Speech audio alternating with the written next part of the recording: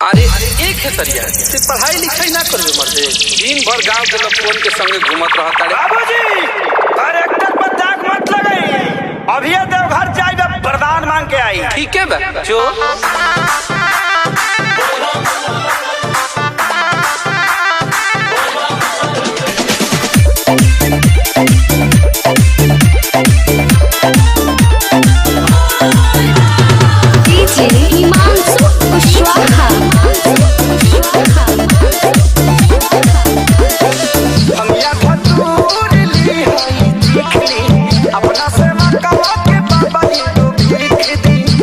मजबूरी बुझना तो बाप बड़ा मारी।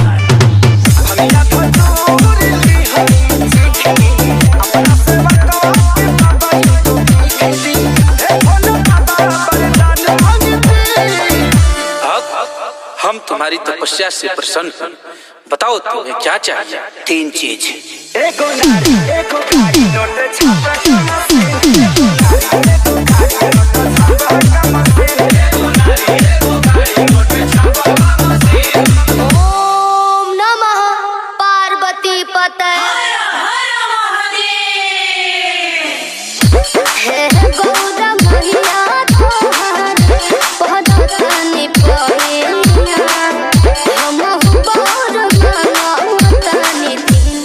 हम तुम्हारी तपस्या से प्रसन्न हुए बालिके, बताओ तुम्हें क्या चाहिए?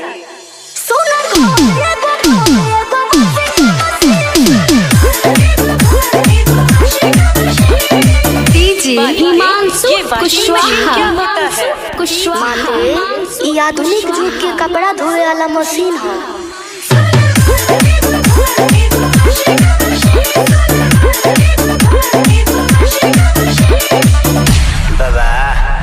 सब तो दे देनी, अभी सोचा नहीं मलबा कहीं खपा दी। इतना कुछ मिलने के बाद क्या क्या करोगे भाई? सुनी बाबा,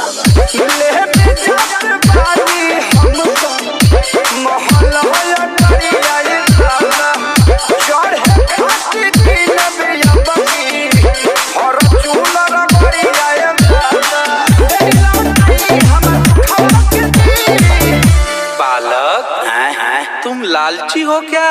बाकी लोग हरिचंद्र थोड़ी आइल बा, छोड़ी अब हमके दोसर बर दे दी, हटाई क्या?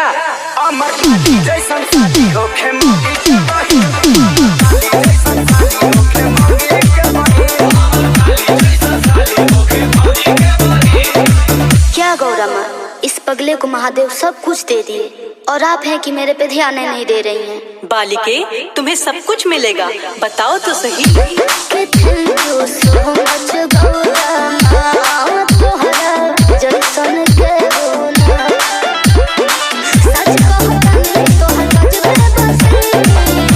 माते बोलो। एक लड़के से बहुत प्यार करती हूँ, अगर आज्ञा हो तो वही मांग लूं।